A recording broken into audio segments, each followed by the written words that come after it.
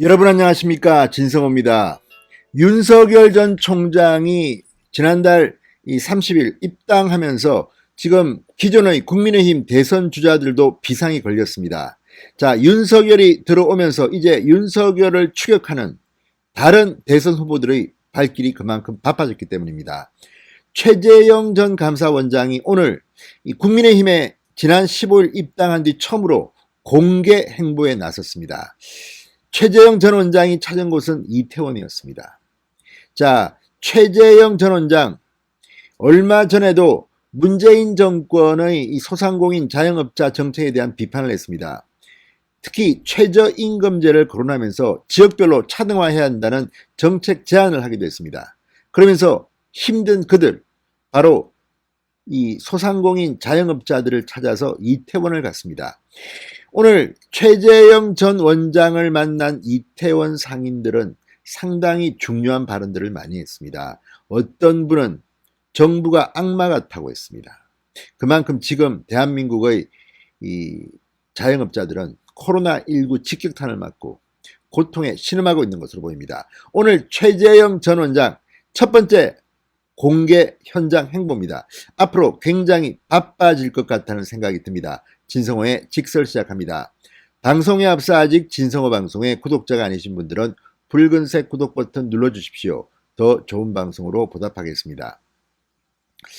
자, 국민의힘 대권주자인 최재형은 소리 없이 강합니다. 지금 여론조사 지지율이 계속 올라오고 있습니다. 방금 전 발표된 세계일보의 PNR 여론조사에서도 다자강 구도에서 윤석열, 이재명, 이낙연에 이어서 4위를 했습니다. 홍준표 의원과는 차이가 이제 꽤 납니다. 이런 걸 보면 조용하지만 강하게 지금 올라오고 있습니다. 물론 아직까지 윤석열 전 총장과는 차이가 나지만 그래도 이렇게 서로 경쟁을 해야 윈윈 시너지 효과가 날 수 있는 것 같습니다. 최재형 전 원장, 이 감사원장을 하면서 문재인 정권의 문제점을 누구보다도 잘 알고 있을 겁니다. 오늘 이태원에 가서 상당히 심도 있는 대화를 나눈 것으로 보입니다. 자, 최재형 전 원장은 이렇게 말했습니다. 정부가 전 국민에게 재난지원금을 주는 것은 이유 여하를 불문하고 정치적인 매표행위다. 자, 소상인들과 간담회를 열고 피해가 있는 곳에 그 피해를 보상해야 하는데 실제로 피해를 당하지 않은 사람에게도 동일한 지원금을 주는 것은 정치적 매표 행위라는 비난을 면치 못할 것이다. 이렇게 말했습니다. 자, 무엇보다도 윤석열 전 총장과 이제 공개 행보에서도 경쟁을 할 것으로 보입니다. 윤석열 전 총장은 국민의힘에 입당하기 전에도 공개 행보를 많이 했습니다. 그렇지만 최재형 전 원장은 오늘이 사실상 처음입니다. 그런 만큼 최재형 전 원장이 공개 행보를 하게 되면 지지율이나 주목도에서 앞으로 상승 효과를 기대할 수 있을 것 같습니다. 오늘 최 전 원장이 찾은 곳은 서울 이태원의 음식문화거리 골목이었습니다. 자, 폐업 이런 글귀가 붙인 이 상점들을 안타깝게 바라보던 최재형 전 원장, 상인들, 소상공인들과의 간담회에서도 이들의 신음어린 소리를 그대로 듣는 소통 행보를 보였습니다. 자, 이 자리에서 최 원장은 국가는 한정된 자원을 가지고 피해가 많은 곳에 지원을 집중해야 한다. 대통령이 된다면 획일적으로 모든 국민에게 동일한 재난지원금을 지급해서 결국 국민 혈세를 낭비하는 그런 정책은 하지 않겠다고 말했습니다.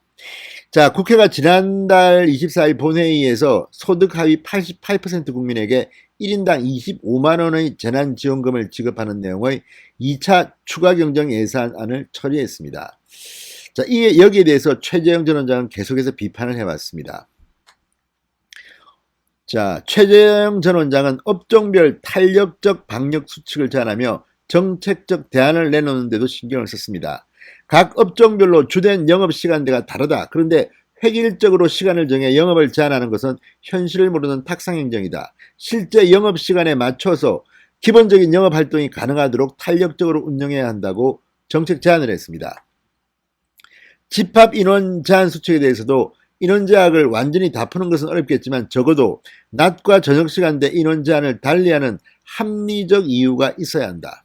정부는 낮에는 4명, 저녁에는 2명으로 제한하면서 아무런 설명이 없으니 국민들이 납득하지 못하는 것이다. 이렇게 말했습니다.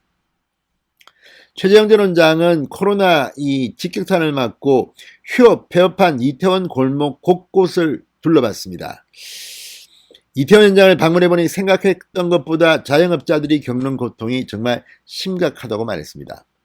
자, 이태원 상인들은 정부 여당이 손실보상 법안에서 소급 적용 조항을 뺀 것을 두고 우리는 20% 내지는 30%밖에 안 되는 국민이니 너희는 그냥 죽어라 라는 것이다. 정부가 해달라는 것 다 해줬는데 따기만 더 때리고 있다. 이렇게 성토했습니다. 자, 이태원에서 음식점을 운영하는 A씨는 문재인 대통령과 정세균 전 총리, 홍남기 경제부총리에게 우리가 잘못한 것이 무엇이냐고 물어보고 싶다. 소상공인은 국민이 아니라는 말이냐. 이렇게 토로했습니다. 자, 자영업자 B씨, 작년에 빚을 몇 억이나 졌다. 제가 아는 사람 중 몇이 스스로 목숨을 끊었다. 자영업자들은 다 죽어야 하겠느냐. 이렇게 호소했습니다. 자영업자 C씨, 자, 이번 정부는 정말 악마 같아. 꼭 이런 부분에 대해 조치를 취해달라고 당부했습니다. 문재인 정부가 악마 같답니다. 최 전 원장은 정부의 행태는 국민을 편가르게 하고 세금으로 표를 사는 행태다. 제가 여러분을 도울 수 있는 자리에 가면 방역으로 인한 피해를 적절하고 형평에 맞도록 보상할 것이라고 약속하기도 했습니다.